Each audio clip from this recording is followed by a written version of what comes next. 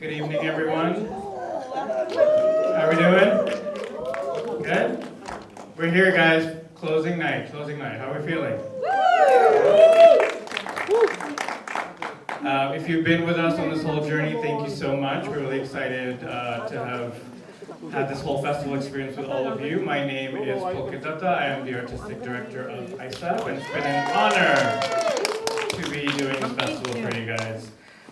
Before we begin, we'd like to acknowledge that our event takes place on the unceded traditional territories of the Coast Salish First Nations, the Musqueam, Squamish, and Tsleil-Waututh Nations, as well as the Katsi, Semiahmoo, and the Kwantlen Nations. Each year, September 30th marks the National Day for Truth and Reconciliation. The day honors the children who never returned home and the survivors of residential schools, as well as their families and communities. ISAF is a testament to the collective efforts of a community that believes in the power of South Asian narratives. Our theme this year is Crossroads, which celebrates the South Asian cinema and culture as a hub and a place where many roads intersect. I would love to give a special mention to our platinum sponsor, RBC. Our gold sponsors, Admi Group, Allure, Creative BC, Canada Media Fund, Telefilm, KPU, City of Surrey, and Warner Brothers Discovery Access Canada, as well as all of our other amazing sponsors and partners throughout this whole festival. Tonight we're here for two really amazing films. You're in for a treat. We're going to start with the Canadian premiere of the short film Truck Stop by Molly Karna, who's here. And that's going to be followed by the feature film Shook by Amar Wala, and this is the West Coast premiere of Shook. It premiered at TIFF a couple of weeks ago, so we're really excited to have the film here right after. So before we get started, I'd like to invite up Molly Karna to talk a little bit about her short film. Molly?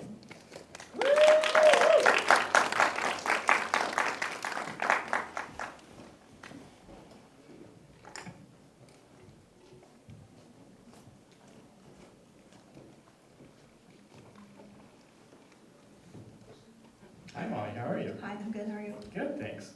I've known Molly for several years, so it's really great to have her at this festival and part of our community. So congratulations on Truck Stop. It was a really beautiful film. What was the original sort of inspiration of the story? Where did this come from?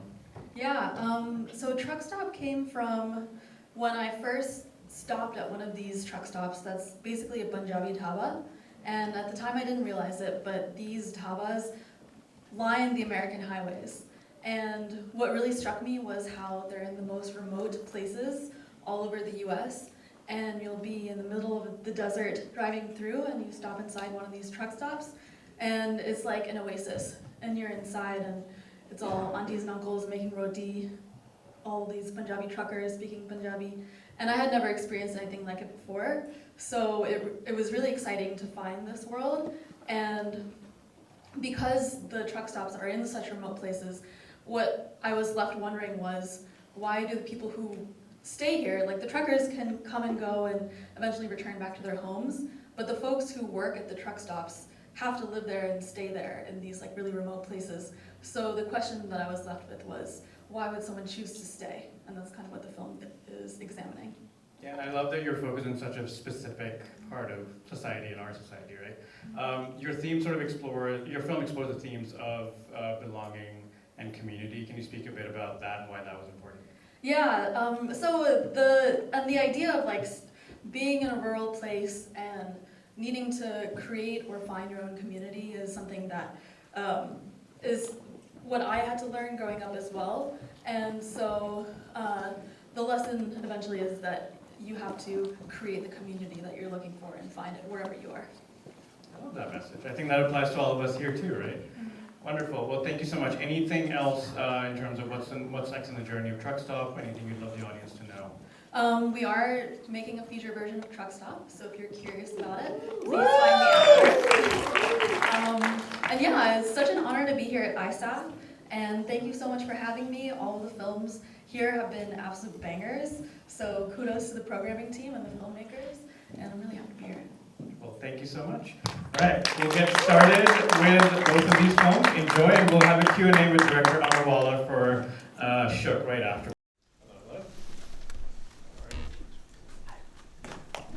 Big round of applause, come on.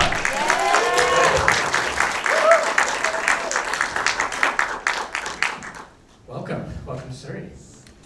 you. I didn't know there'd be chairs. This is kind of scary. Are you comfy? No, I'm very You comfortable. get it. Welcome to ISAF. We're thrilled to have this as our closing night film. No, it's an honor to be here. Thank you. Yeah, of course. So this is your debut scripted feature, correct? Yes. Great job, right? Thank you. And you premiered this at TIFF a couple of weeks ago, right? How was that experience? It was great. It was a little nerve-wracking. A lot of friends and family in the audience. It's a, pretty Toronto movie, so I was curious how the local crowd would take it, but it was beautiful. It was a lovely experience. So. Fantastic. So let's start with just, where was the origin story of this film? Where did this come from?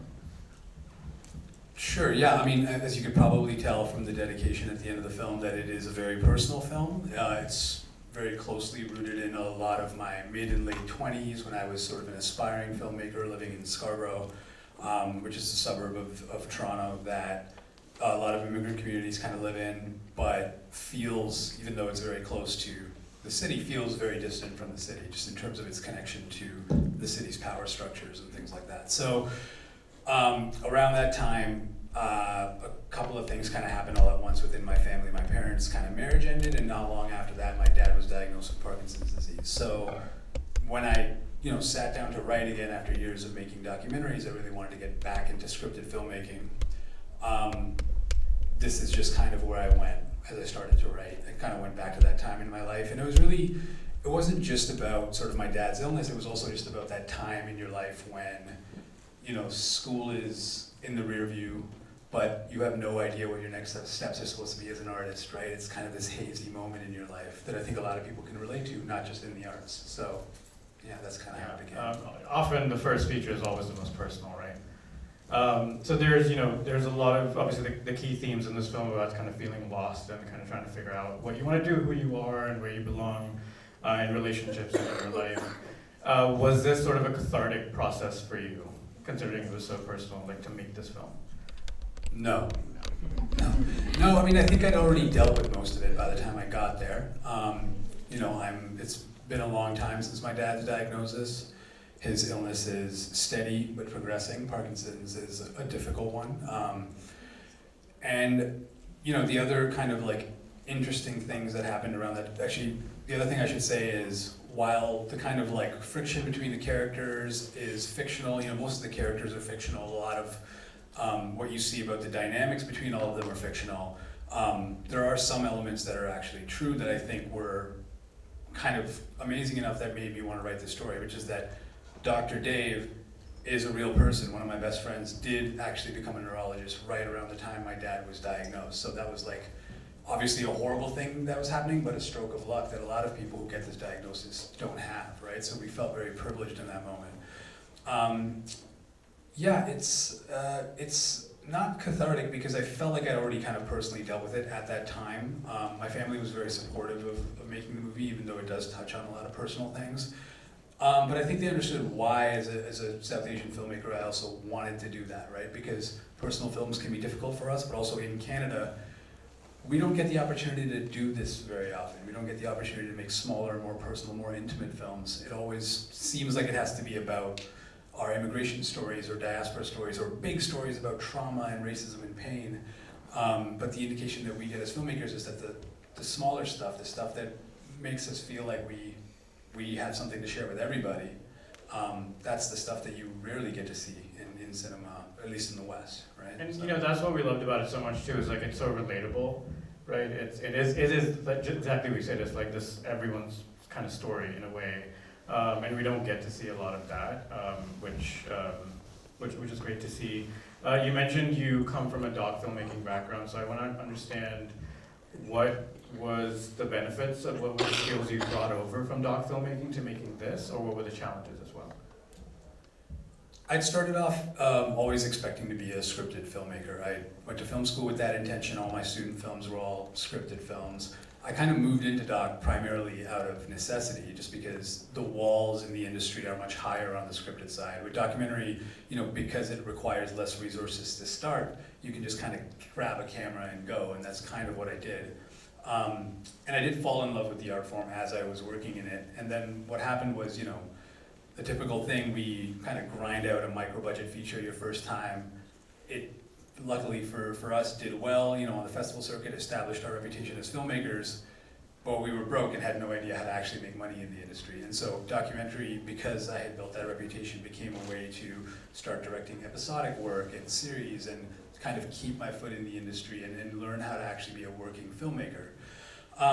But the other thing that happens when you make a specific type of work in Canada is that Canada is very fragmented and very kind of siloed in its different parts of the industry. I think that's true in the States too, and in many parts of the world, but it's really, really problematic here, is that when you start with doc, or you're good at doc, the industry just expects you to stay there, right? Or episodic work, they expect you to do just TV hour dramas all the time. So artists don't really think that way, and so I was eager to get back into it primarily because I wanted to exercise those muscles again, work with actors again, work with the camera in a different way.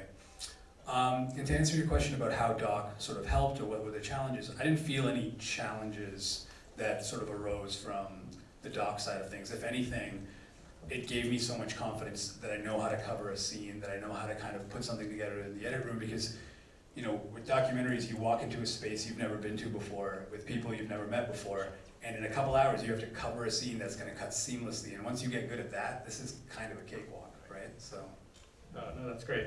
Can you talk a little bit about, you know, we also, there's a lot of filmmakers in the audience. We want to kind of have transparent conversations around how to get films made, how to get them out there. So what was the process of getting it made, the funding you received, if you can share a bit about that? Yeah, absolutely. So I made a short first, which was also called Shook, and it was essentially just a slightly different version of the table scene between the dad and the son. And after that, you know, I made that primarily because I wanted to kind of work in script again and, like I said, exercise those muscles, but I also needed to kind of prove that I could do it, because I knew to do this well, I couldn't do another micro budget feature. I was past that point in my life, you know what I mean? Yeah. You can really only do one of those, and then you gotta find a way to earn a living. So I knew I would require a proper amount of resources to make this the right way, and so the short helped a lot in kind of demonstrating that I had the skill set to actually pull it off. And once the feature was written, I co-wrote it with a good friend of mine named Adnan Khan, who is a local Toronto novelist who we actually grew up together and then reconnected as adults. He's this incredible writer, and I asked him to sort of write the film with me. Once we had a draft, we started working with a production company called Film Forge, based in Toronto, which is a really incredible company run by Karen Harnish, who's one of the best feature film producers in the country. And we co-produced the film with them, and they brought with them a lot of sort of experience and resources. And you know, if I can be frank about it, I felt like I needed a partner that could sort of like vouch for us when we were going after sort of millions of dollars to make this movie. And so they really helped bring Elevation, our distributor, on. We applied to Telefilm and got the money. So Telefilm was the primary funder. And in Canada, if you're trying to make something that's, you know, got even sort of a low budget but proper feature film budget, and a Telefilm is kind of a crucial partner. Once they go, then all the other dominoes start to fall, right? So without them, it's difficult. But once they came through, then we were able to get Ontario Creates, some private financing. Crave is going to screen the film. It's going to be our streaming service in Canada. So great. I want to make it more interactive, so if there's any audience questions, we can take the first one. If there's anyone ready. Not yet? I can't see. Hi. Oh, hi. Oh, hi. Can we get a mic up there, please? Thank you.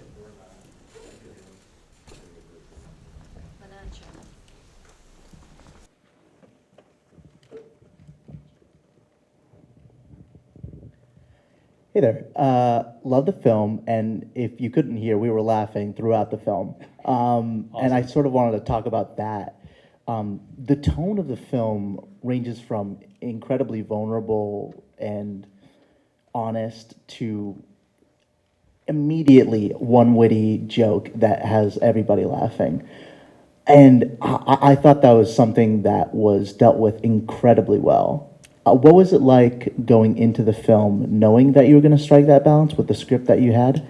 And how important was it for you to maintain that sort of balance between the serious and also the very seriously delivered lighthearted moments? thank you. Yeah, I know. I'm glad it kind of seemed to work for all of you. To be honest, it wasn't exactly by design. We really felt like we were making a drama that was also funny, right? That had some humorous moments. And to be honest, I didn't think I was as funny as the movie turned out. So, and I think that partly has to do with the incredible performances of the actors, particularly Bernard White, who plays the father in the film. You know, a lot of the scenes yes, thank you. You know, Bernard is a legendary South Asian actor. He was in the friggin' Matrix, right? So, he really brought this incredible sort of improvisation to a lot of scenes. A lot of the really funny moments in the film are him kind of improving and then getting mad at me later because I actually put it into the movie and he was like, you weren't supposed to do that. So, but, you know, it's a film about my family. I didn't want it to be a slog. I wasn't trying to make something overly serious. And I think the lesson of the film for me and for hopefully for Ash is that like these things that are happening to him may feel really heavy to him, but they're not things other people haven't been through, right? And so he's just dealing with it in a really immature way because he's kind of immature, which frankly, you know, hope I don't piss this audience off, but a lot of us brown boys are really immature. So, No, really? yeah.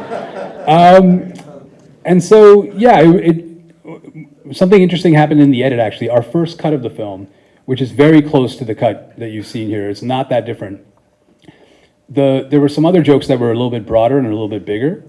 And what was happening was the film just seemed to have this like weird even tone throughout where the laughs didn't seem very big and the vulnerable sort of like dramatic moments, the family moments weren't hitting quite as hard. And I couldn't figure out what was going on. And we realized that what was happening was that because the humor was broad and the drama was down here, it was just kind of pulling everything to the middle, if that makes sense. And so nothing was really hitting. And so once we pulled those bigger sort of jokes out of the film, and they're not in the film anymore, and to be honest, I think the film is much stronger because of that, all of a sudden the humor started to land more. The humor that was connected to character started to land more, and the drama started to land more. So it was an interesting kind of thing we figured out in the edit. Thank you. I want to touch upon the relationships he has with his parents. So obviously there's a lot centering around the father-son relationship, but also what was really compelling was the relationship with the mother, right? Because he is sort of judging her in the beginning for living her life her way. What were sort of your creative ideas around that, of like the contrast between the relationships there? I think again, I was just trying to confront things that are pretty prevalent that I felt were prevalent in me, but I think are prevalent in a lot of my other, you know, South Asian friends, male friends, is that I think that Ash is doing something that a lot of young men do, which is that when their dads aren't around anymore, they subconsciously blame their moms, right? And so even if the mom is clearly the rock of the family and the one holding everything together, he's unable to see it. He's unable to see how hard she's working to keep them together and, you know, working overtime and all of that stuff. And so the family is clearly going through something financial that Ash is unwilling to sort of contribute to or help with or even see, right? And I also think it was interesting, you know, when I was looking back at that period of my life, I think that I was, you know, a little bit disappointed in the way that I treated my mom, or the way it was so easy for me to stay connected to my dad. My dad and I were never estranged or anything like that. None of that stuff really happened. That's all sort of drama in the film. But I think that like there's a little bit of internalized misogyny in Ash, and that's probably something that I was trying to confront, and Adnan was trying to confront as well when we wrote the script. Yeah, and it was very powerful to kind of see that contrast and how that relationship evolved eventually.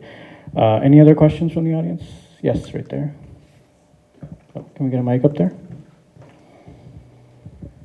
Hey, how's it going? Sorry, well, I didn't know why that voice was this deep, but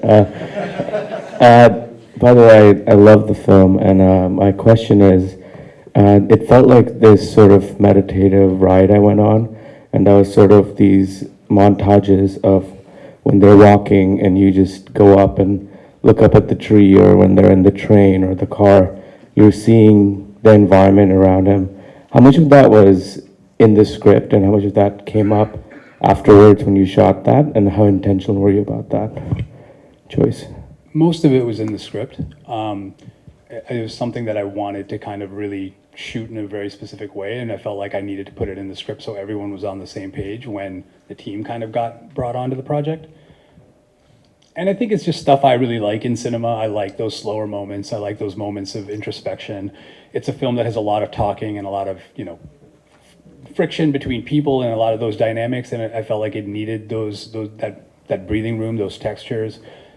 And also, you know, that for people in Toronto, being on the subway for that long or being on the RT for that long. And by the way, it derailed like 2 weeks after we shot on it, and it's no longer operational. So You got lucky. we got lucky. We were the last people to ever shoot on it. So we immortalized it, but it's done. So, but you know, there is something that there's also a political point I'm trying to make about like how long it takes to get to the city when you live in these places where Black and brown people live, right? Shouldn't take that long. It's actually not that far away, but you got to take 2 trains and a bus to get downtown. And there's a cutoff time. Yes, Right, absolutely. Yeah, and even the night bus scene, which I think is a really fun scene and a visual scene, a scene that was really fun to shoot that everyone really seems to get a kick out of, it really is also kind of making a political point, like, last call in Toronto is 2 a.m. Why the fuck does the subway close at 1:30, right? So, and it's because the people using it are people that the city, frankly, historically has not cared about, right?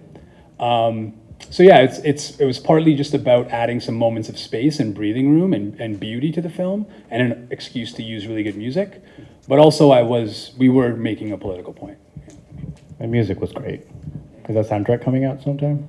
Yeah, I hope so. Bug my distributor, please. Okay. Yeah, we will. Everyone bug the distributor. Any other questions?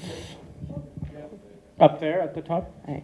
Congratulations, it's a wonderful film and really great that you got it done. I'm curious to know how long you shot for and how long you edited for. Can you talk about your process a little bit? Yeah, we had a 20-day shoot, and luckily no reshoots because we also wouldn't have had the money to do those anyway. But 20-day shoot, we shot for 12 hours a day, and for editing, we were pretty loose with that. We got to a rough cut very quickly. Probably within 7 weeks or so, we had a cut, and that was probably the one I was talking about earlier, where it just felt the film was there, but something just didn't feel quite right about it. And then, you know, because we were sort of like starting the submissions process to festivals and things like that, and we knew as a Toronto film, we were really hoping we'd get to play TIFF. We probably edited overall for like 12 or 13 weeks, but we had a little bit of time in between to sort of take our space with it because we'd shot last summer, 2023, right? So we had time to kind of loop around again. Yeah, it was supposed to be, it would ideally have been a 23 or 24 day shoot, but that's just kind of the way our budget worked out. We have time for one more question. Let's make it a good one. They're all good questions. I just Pressure's on, hey. Last good question. Yes, right in the middle. Oh, I can't see. Oh, got it. Oh my God, there's so much pressure to have a good question. Amazing film. Like, you really just, it's so incredible. And I have so many questions, but every scene, like all of your scene work is just incredible. Your directorial choices, your music choices. Can you really talk about getting it to this point? Like, there's the story just, it's so cohesive, you know, like, was there some key decisions you made on like what you left off of the table with your story to get it so tight? I know it's not like the best question because I have like a million questions. No, I'm thinking about it. It's a great question. But yeah, I think that there's, even with the music, like it's a character and the character relationship work and tackling so many, it's like a triple prong of all these themes you're tackling, and to do it so finely. What were those creative choices, some hard ones that you maybe made? Well, first off, thank you. That actually means a lot. I think it was the script, to be honest with you. I think that you have to do most of that work in the script, and I think the script has to be able to, on the page, do what you're saying for the readers, right? Especially when you're a younger filmmaker and you're a first-time filmmaker. and because it's tackling so many things. I think it was in the writing most of all. We didn't really cut much out of the film except, like I said, some jokes that didn't quite land, or that they landed and they were just kind of broad and loose. Yeah, there weren't any scenes cut out of the movie or any sort of relationship things that needed to go or anything like that. And I think the other thing is also, like, it's my first time working with actors of this caliber, and they really kind of take things to a different level, right? Like, it really is, I know it's a simple thing to say and everyone knows this, but it really is mind-blowing working with really sort of incredible actors. Your cast is fantastic. Thank you. Yeah, They're absolutely. very amazing. special. Yeah, you can clap for that. That's amazing. And it was an eye-opener for me to be like, there were even moments where I'm like, am I supposed to say anything? Because they're kind of nailing everything all the time, so, okay. But it was that, and I really do feel like if we did the job right, it was in the writing phase. Yeah, thank you. Special request from Amar. One last question. Was that Kashif up there? Yes, there was one. I knew it was Kashif. Hi. You get the final question. No pressure. Hello. So I had a question. You were talking earlier about the main character, having that internalized misogyny and like basically all these issues that kind of made him, I don't want to say like unlikable at the beginning, but to a certain extent, right? Because he had these lessons to learn. And when I've seen other movies that have had kind of a similar journey of someone who's like maybe a little unlikable at the beginning, and they need to go on that journey, like sometimes it's hard for me to like relate to them at all, or even like, I don't know, just really buy in. Whereas I didn't feel that here. Like I still, even as he was, being a little mean to his mom and stuff, there was still something bubbling underneath. And I'm curious in the writing, like how you balance that out. And maybe the secret is just cast someone super hot, but I'm just curious on the directing and writing side. I did have that question about them being hot, but you asked it for me.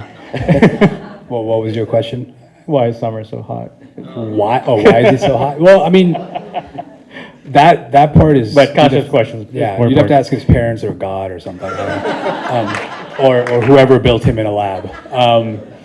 No, he's insanely hot. It's like a problem sometimes. No, I mean, I think maybe you're relating to it because like you felt something that feels real to us again as immature brown boys, right? But I think I did want to make a point about the lead character being good looking, and in the script it says he's good looking and he gets referred to as good looking and all of that because frankly in Western cinema, brown men are not allowed to be hot, and they're not, even if they rise to sort of being a lead character, it's always in this like desexualized, nerdy best friend kind of way in which they don't actually get to be objects of sexual desire ever. And I wanted to make a very clear point about that. And like, I probably went too hot with Samer, but he's also just like a really good actor and a great guy. Thank you. And yeah, so I that was a point for, when we were showing the script around, people were like, sometimes people would be like, I get what he sees in Claire, but what does Claire see in him? And Karen, my co-producer, would be like, he's hot. It's not more complicated than that, but it is hard for people who are not from our community to see brown men as being sexy. It's just a real thing, right? And so to answer your point, he didn't need to be as hot as Samer, but he did need to be hot. Like, yeah. That's a great note to end on. Thank you, guys.